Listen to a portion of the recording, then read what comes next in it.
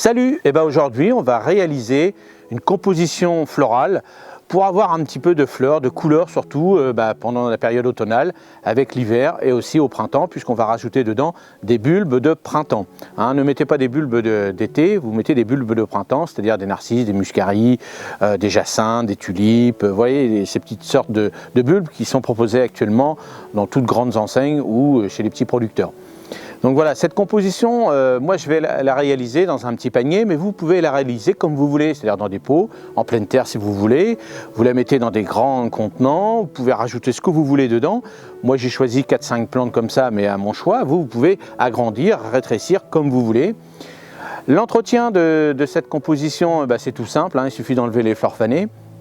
Tant qu'il ne va pas geler énormément, les plantes vont se garder. Si vraiment vous voulez les garder un petit peu plus longtemps, si c'est une composition que vous pouvez mettre sur un rebord de fenêtre et puis que vos volets se ferment, ça permet de garder un petit peu de quelques degrés pour que la composition continue à fleurir correctement.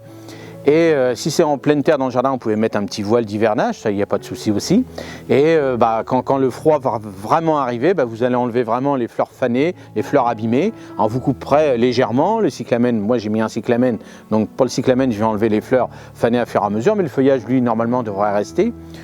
J'ai mis moi dedans une pensée cornuta, c'est-à-dire c'est des petites pensées à des petites fleurs. Celle-ci, si gèle fortement, elle va se réduire, mais le feuillage va rester.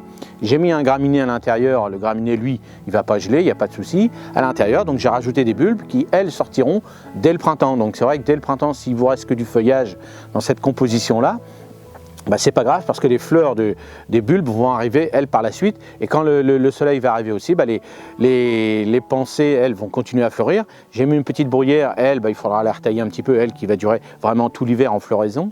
Et le cyclamen lui repartira un petit peu, tant qu'il fait pas chaud, le cyclamen repartira. Ça sera simplement pour ma part le chrysanthème qui va rester en feuillage, mais je le laisserai en boule pour faire une petite boule un petit peu sympa dans ma composition.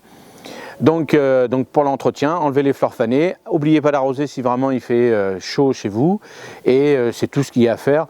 Si vous avez mis un bon terreau avec un petit peu d'engrais dès le démarrage, il n'y a pas de souci, sinon vous arrosez avec un engrais liquide par exemple. Alors là vous réduisez, c'est pas pareil comme des géraniums ou des choses comme ça, là c'est vraiment une fois par mois et encore en fonction de ce que vous avez mis dedans, une fois déjà c'est déjà pas mal en liquide, vous réduisez de moitié cette quantité d'engrais qu'il faudra mettre. Donc voilà pour ce genre de composition. Donc maintenant je vais vous la montrer pas à pas et je vous montre et puis on y va, c'est parti, au travail.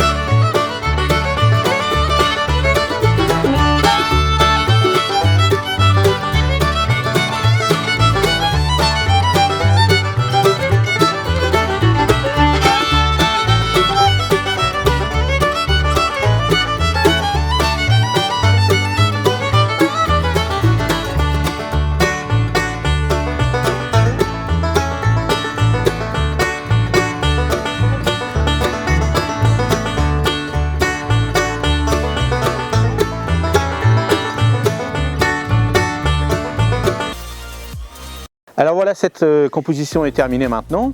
Et puis allez-y, éclatez-vous. Et puis vous me dites dans les commentaires comment ça s'est passé pour vous. Est-ce que vous avez trouvé des bons produits ou pas?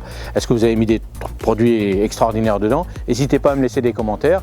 Et moi je vous dis salut et à vendredi. Et puis j'espère que ça vous a plu. Et moi je vous dis salut!